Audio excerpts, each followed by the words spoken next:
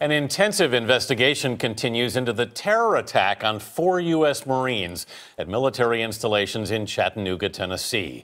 Cell phone video captured part of Thursday's shootings. The gunman, Mohommod Yoousuff Abdulazeez, was carrying 2 rifles and a handgun. He opened fire in 2 locations, killing the Marines and wounding a U.S. Navy sailor and a police officer before he was shot and killed by police. The question for investigators now is, why did he do it, and did he have links to international terrorists? Julianna Goldman is in our Washington bureau with the latest. Julianna, good morning.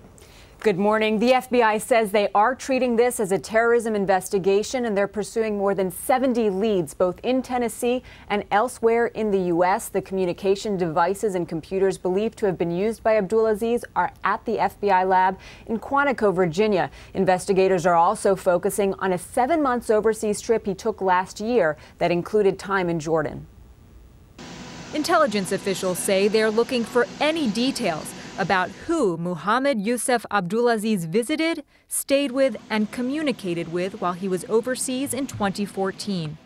We are conducting a thorough investigation to determine whether this person acted alone, was inspired or directed, and will exhaust all efforts in determining how and why this horrible act happened.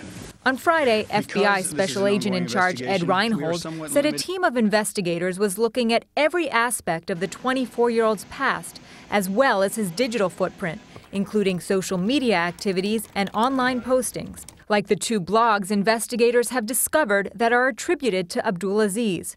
This life is short and bitter, the author says. The opportunity to submit to Allah may pass you by. It was written just 3 days before the shooting. We obviously want to know what his thoughts were and or who else he was associating with at the time. Reinhold said so far there's no indication that Abdulazeez was inspired by anyone other than himself, including ISIS. But for months, officials have been warning of the increased threat of lone wolf attacks. This is the event we've been most worried about, and then it happened. On Friday, House Homeland Security Chairman Mike McCall linked the Chattanooga shootings to ISIS. The targets are identical to the targets called by ISIS to attack.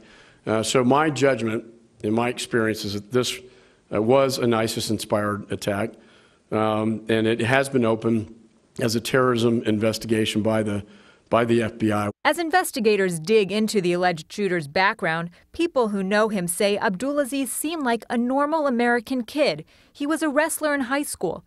In a yearbook posting, he said his name made people take note of him. He wrote, "My name causes national security alerts. What does yours do?"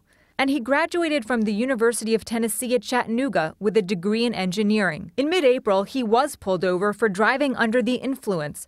Officers wrote he was slurring his speech, had bloodshot eyes, and they say there was an odor of an alcoholic beverage and burnt marijuana. In 2013, Abdulazeez worked for 10 days at a federally owned utility that operates power plants. Now, the company says he was dismissed because he did not meet minimum requirements for ongoing employment, and he also never had access to sensitive information. Anthony Abdulazeez's father was investigated years ago for possible ties to terrorism, but he was cleared. Julianna Goldman in Washington. Thank you, Julianna.